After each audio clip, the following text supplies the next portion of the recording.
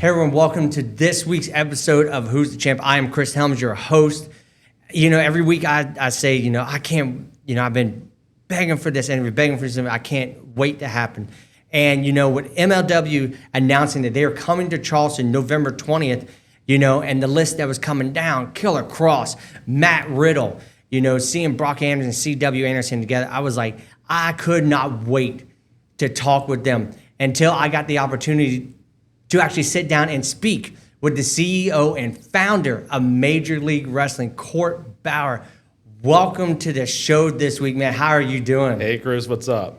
Man, I can't complain. I was like, part of me is like, I'm excited about this. Part of me is like, all week I've been knowing this is coming. I'm nervous. Like, what are we going to talk about? But then before, we came on, I'm just like, what? It's just cool, dude. We just need to get into it. I started doing my research on you and everything, and, a former WWE writer, Yep. And I guess right around the time the pandemic started, you decided to branch out on your own. What was the story of Major League Wrestling? So we started in 2002 to 2004 and kicked off at the famous ECW Arena out in Philadelphia. And over the next 2 years, we built it out. We had regional TV in Florida, Philly, all the way out to the UK and Japan. We had guys like Dusty Rhodes, Terry Funk. We gave a platform for young guys like CM Punk at that point in time, and just had a really eclectic roster. Mike Awesome, Masato Tanaka, Sabu, the original La Parka, a little bit of lucha, a little bit of Japanese wrestling, a little bit of old school, a little bit of everything, new generation, you name it. And then I hit pause, went to work for WWE 05 to 07. Then I went into MMA and producing MMA. Then I worked for lucha. Then I worked for launching an MLW radio podcast that was supposed to only be for just maybe a short form series just to talk about back in the day. Then that led to us promoting Wale Mania hip hop WrestleMania concert we did for a few years. And then that launched or relaunched MLW in 2017, where we introduced and gave a platform for a new era of wrestlers like MJF, Strickland, early days of Matt Riddle, all started in 2017, 2018. In Orlando and down in the Southeast, and then we started to go all over the place. Dallas, we went to Chicago, New York, you name it. And now we're in 60 countries, and we got a big show coming up here in the Holy City. We're pumped to finally make our debut. The first time in 32 years there's been wrestling in downtown Charleston. We looked it up. WCW 92, a great tag team tournament, Clash of Champions, was hosted at the Citadel. And there has not been wrestling downtown in Charleston since then. So we're bringing it back. At McAllister Fieldhouse. Yep. A famous building. There. And we tried to actually do something there, but they're just slammed with their schedule with everything going on at the Citadel. So we looked at that building and we're like, man, we wish we can get in there. But we got a great place, this Charleston Music Hall, which predates the Civil War, 1850. So first time they're ever holding a wrestling event. So a lot of historic milestones here. When I saw that y'all were coming to the Charleston Music Hall, been there for a few concerts and everything, and I was like, how in the world are they going to do this? And you know what? I'm excited because, some people, with the WWE, they used to do the Manhattan Center, Yep. ECW, the Hammerstein Ballroom, so it can be done.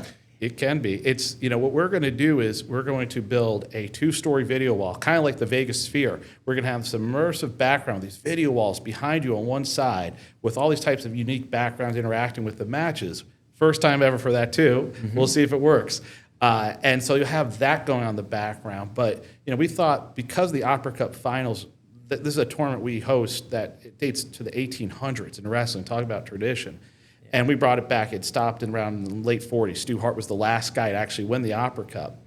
And it sat in the Hart house until a few years ago where Davey Boy Smith Jr., his grandson, gave us the trophy. He's like, hey, you guys want to bring this thing back with us?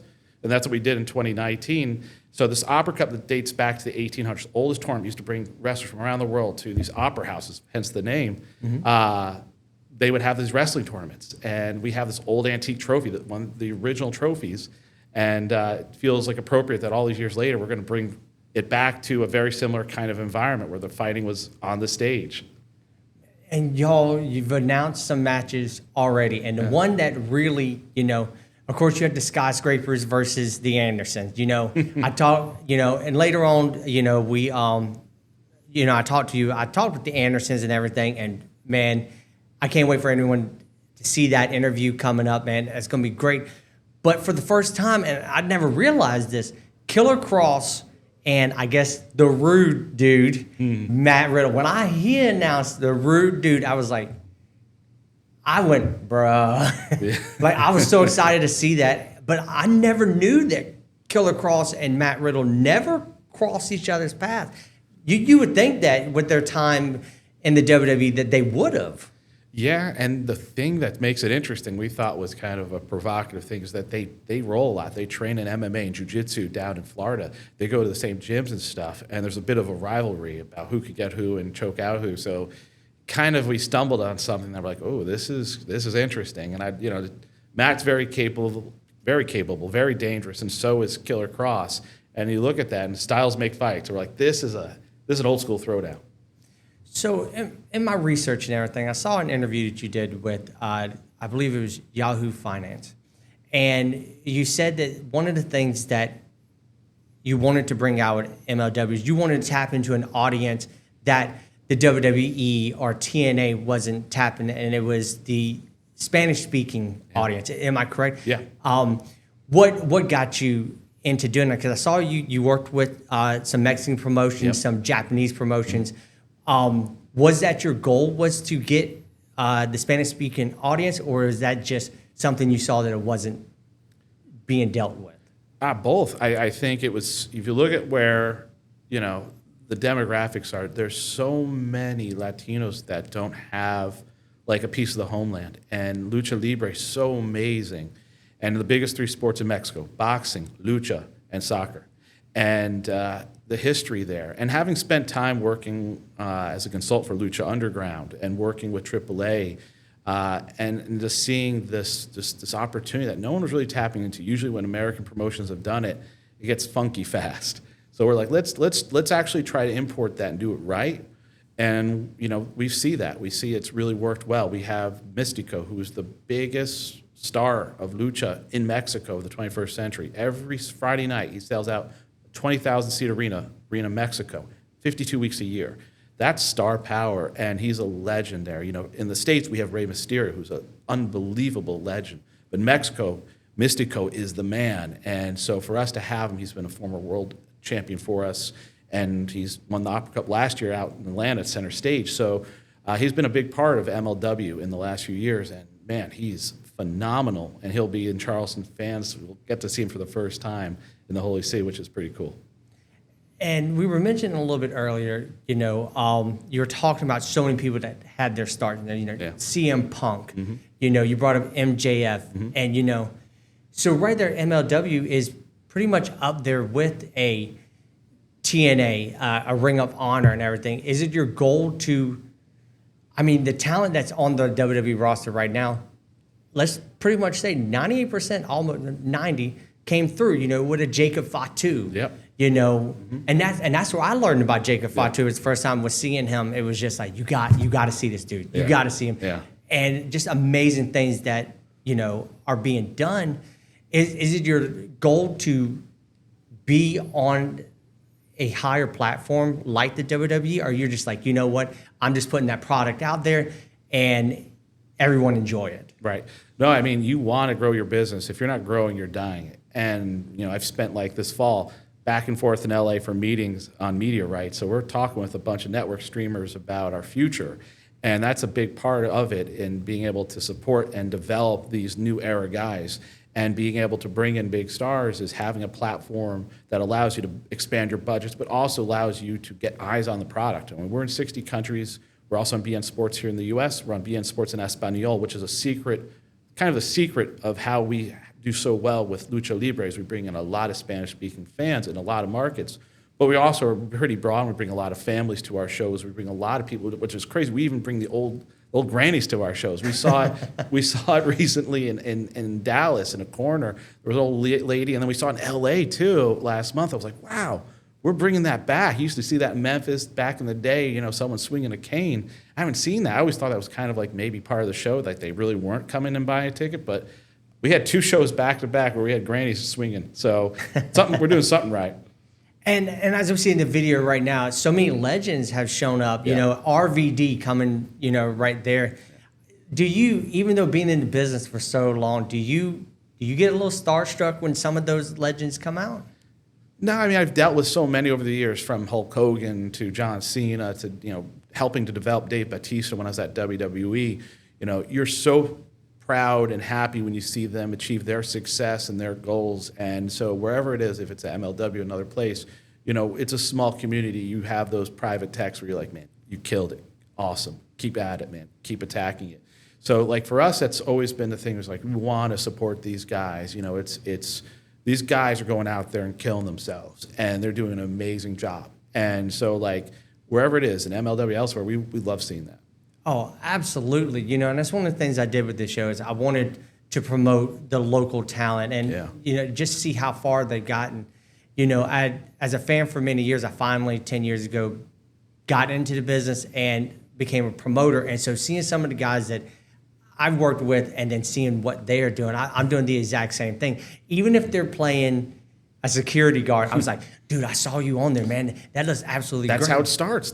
People forget, like, most guys were security guards or trying just to get that time in because MJF did it. I mean, everyone's done it, and it's a good, valuable thing. You're now in a larger global system. You're seeing it, even if it's just for a day, how it operates, whether it's etiquette, whether it's production, whether it's the professionalism you see at that level. Those are important things. Like, that's what we try. That's a similar system we try to incorporate with what we do. Is like, we have our prospects. We also have these guys that have millions and millions of followers on social media that are part of the company. And so it's like, you want to expose the new generation to how a high-level system works, because you want them to succeed, but they need to understand that's a totally different system than sometimes you see on the indies. There's some indies that do a great job, and some where they kind of show up, and it's like, I don't know, what's that happening here? We'll figure it out. So do you think one of the platforms with MLW could be a training ground for, these young stars that are coming up? Like we said before, you've had RVD in there, you've had Baron Corbin, Matt Riddle.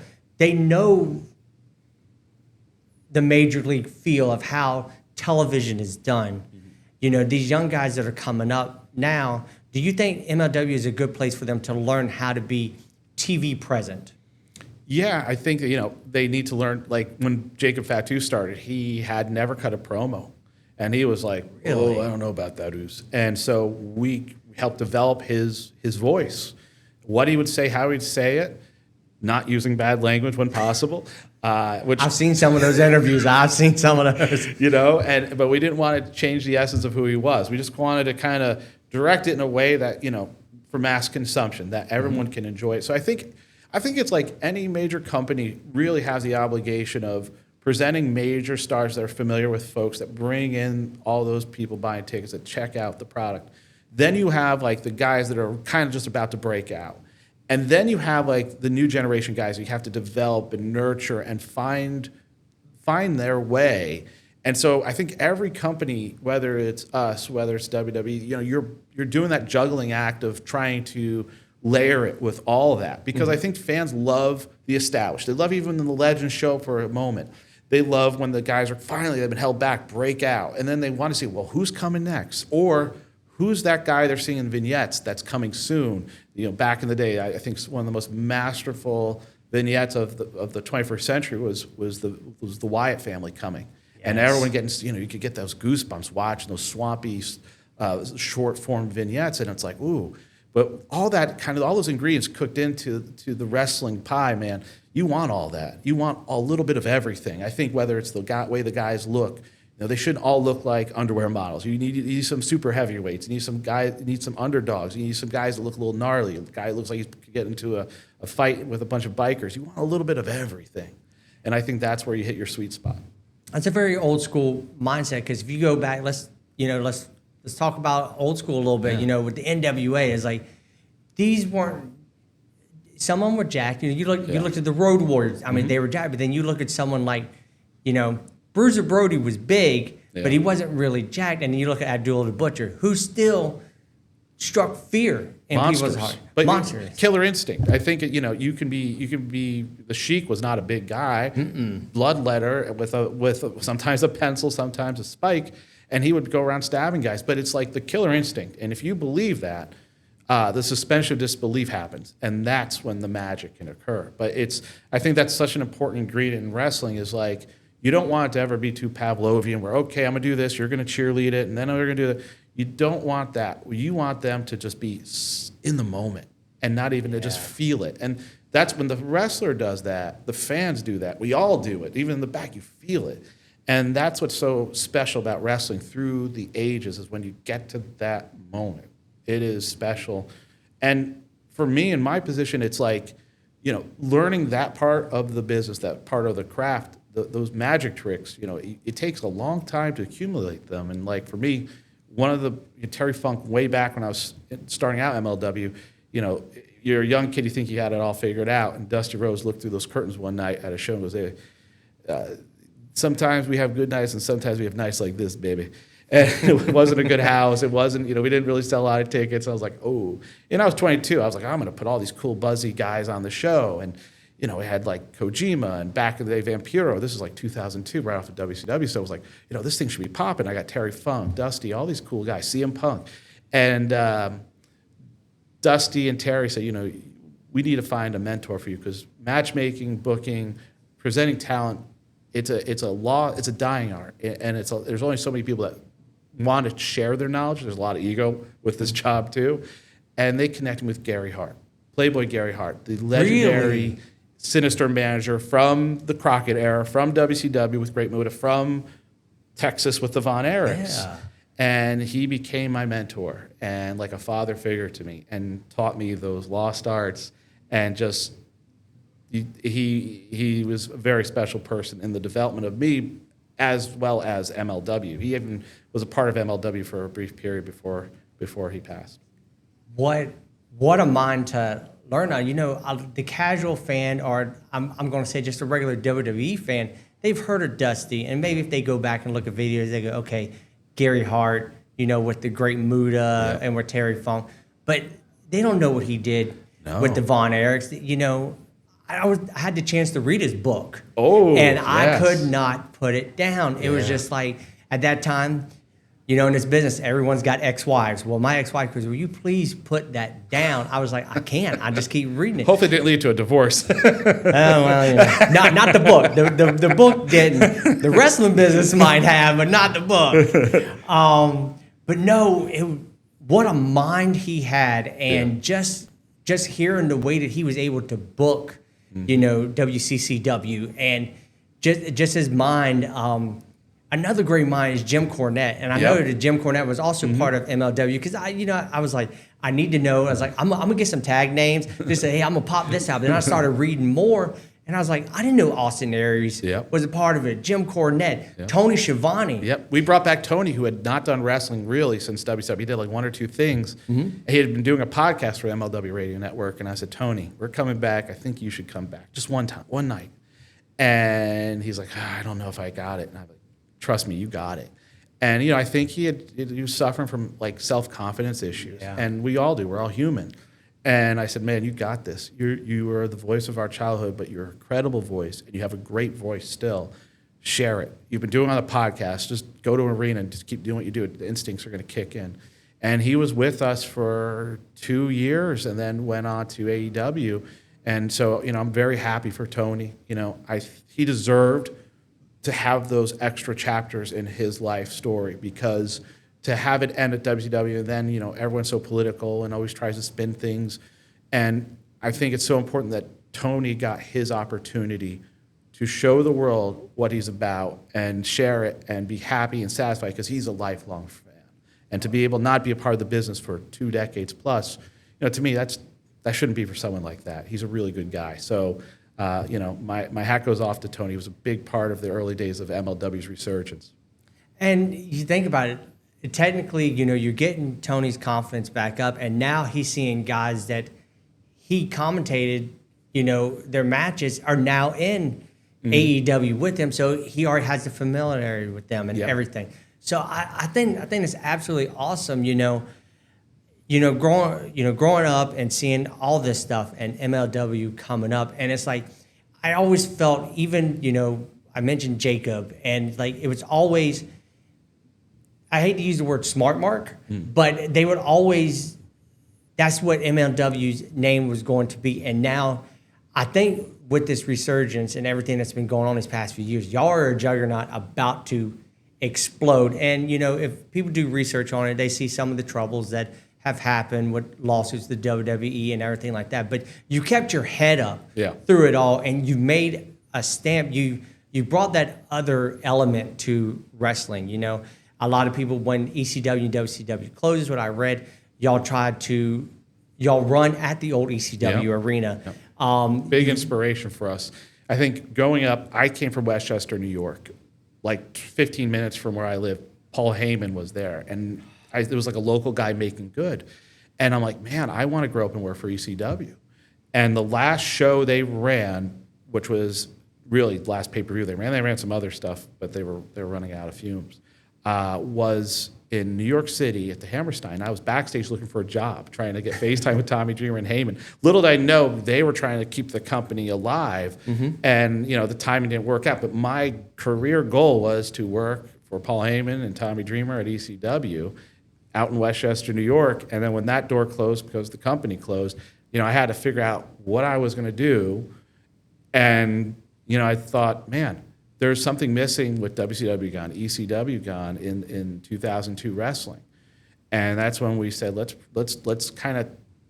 take that torch forward if we can and respect that, but also serve that fan base that's missed that, and that's what we did when we had the same ECW production team, done in the same basement in Westchester. Charlie Brzezis, he's still with the company as a producer, was the head of production for ECW. That's absolutely awesome. So we got some of that DNA in MLW. And you could tell, you know, when we can look at this video again, you know, you can tell ECW had a grittiness to them. But if you're looking at the video here, I mean, it's well produced, you know, it's action packed, and it brings a lot of realism to it. You know, a lot of people nowadays they look at it and go, oh, it's just gymnastics going on, you know.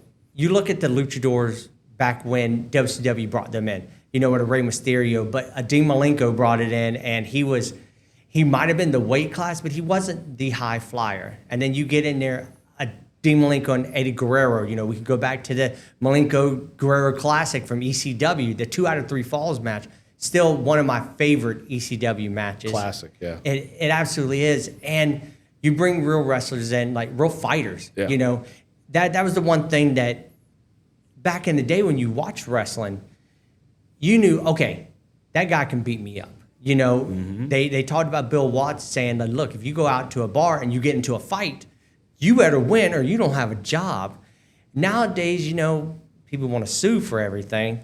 But, like, I think MLW and seeing what they're doing, you bring legitimacy back to it. You know, we talked about Killer Cross and Matt Riddle, 2 of them with jiu-jitsu backgrounds. You know, they might be a little snug in that ring, but you know that them two can come out there and whip some behind.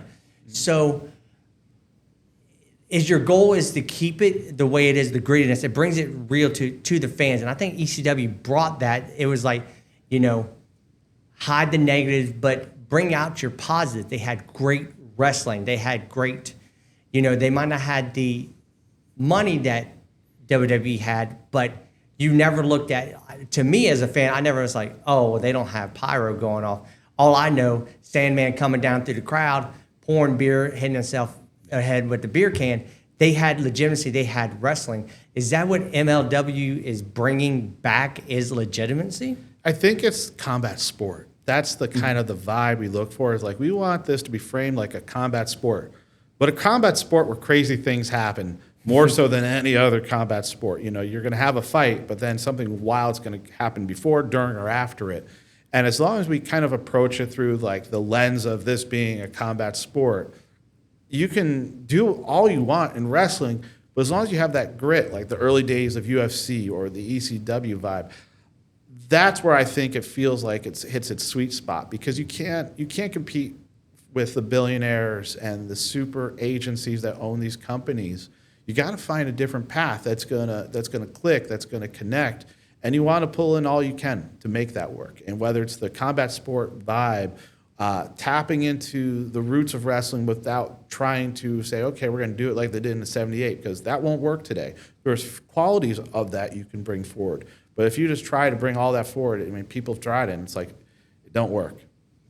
Well, one of the questions I was going to ask, I was thinking about this last night, because a very man that I met a few years ago, Matt Granaham, he was starting, him, Gerald Briscoe, and Larry Zbyszko started Shoot Pro Wrestling along those lines. Is there something that MLW might be interested in doing? Or, because I knew Hulk Hogan, before he passed, him and Eric Bischoff were doing the exact same thing. I think it's on Fox Nation or something along those lines. Is there something that maybe we could see in the future there, or not on your radar? No, I mean, for us, it's like, it's a totally different animal than what we do.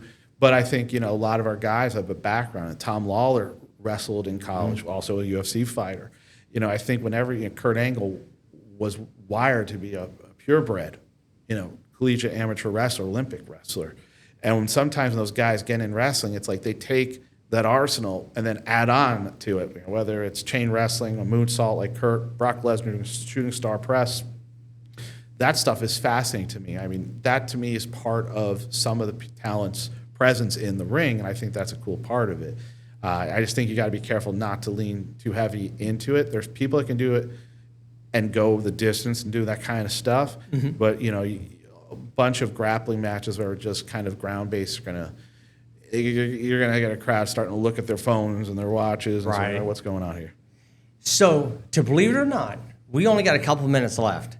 And I want to go ahead and I want to talk about your show coming November 20th. Then we talked a little bit about it in the beginning. So, tell us what's going to be happening. We've already talked about Killer Cross and Matt Riddle happening. It's November 20th at Charleston Music Hall. What if someone was coming in for the first MLW show? What can they expect? Man, you're going to see some of the greatest brawlers. You're going to see some of the greatest flyers. You're going to see just craziness. We have Shotzi Blackheart versus Priscilla Kelly, so you have some great women's action. We're going to have Isla Dawn over there as well, and she's going to be facing Scarlett. But then you're going to have like these big dogs like Killer Cross and Matt Riddle just throwing down. You're going to hear them just smacking the hell out of each other. Then you're going to have a bunkhouse match with Brock Anderson challenging for the first time for the World Heavyweight Championship one-on-one against Madge Cruel Kruger. Anderson Country backing him up. First Anderson in over 50 years possibly to, make a run for that world title. That's history in the making possibly. You got the Opera Cup, the wrestling's oldest tournament. So you got a little bit of everything. We have lucha action. We're going to have Gatto's Gauntlet with 4 teams from Mexico competing at some of the biggest stars in Mexico. And a lot more, including Arn Anderson making a special appearance. So it's like, again, a little bit of the old school, a little bit of lucha, a little bit of that MMA feel, a little bit of that Southern brawl, and all that mixed up into a real fun night of action. We'll have 3 title fights, and we'll also have some great tequila from Don Gatto, which is going to be awesome. Looking forward to that. Yeah. And Who's the Champ crew, we're going to be there and everything. So they can get tickets at Ticketmaster? Ticketmaster and MLWGo.com. They start at $15. We got a few left, but they're going fast. In fact, the first 24 hours of on sale smoked just about every on sale we've done except for LA. Wow. I think LA and Chicago. So when you think about, we run Dallas, we run Tampa, we run all over the place. New York. Tells you a lot about Charleston and wanting some wrestling. It's been a long time coming, so I think they're ready for Downtown Charleston. Doors open at 6, and there's a meet and greet at 6:30? Yes, meet and greet 6 to 6:30, and we'll have a who's who there. Everyone you can imagine on that roster will be doing a meet and greet. Some of them you can pre-order at MLWVIP.com to lock it in because there's only so many you can get in there, so we want to make sure everyone we can gets a part of that. And we'll be doing a live TV taping. So the cameras will be there, but you got to bring your signs, you got to represent. Got to bring your voices, you got to do everything. Get loud and rowdy. Court, man, with you being here local, I'm definitely gonna have to bring you back in. We're gonna talk a little bit more. I'm gonna ask my media to give me longer than 30 minutes. Yes. Because as you can see, we didn't even get through every question that I had. But once again, I want to thank you for joining me this week. Fans, thank you for joining Who's the Champ with Court Bauer. Next week, I'll be sitting down with the Andersons, Brock and CW, and we talk about different things, how it feels to carry on the Anderson name, and we might even talk about CW and Tommy Dreamer and see how that funny story behind that. So everyone, thanks for joining us. We will see you next week.